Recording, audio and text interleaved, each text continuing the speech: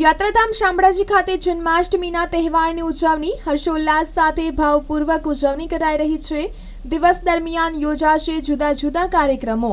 શામળાજી યુવક મંડળ દ્વારા મટકી ફોડવામાં આવશે। 108 મટકી બાંધવામાં આવી છે। 200 કિલો ગુલાલ ઉડાડવામાં આવશે।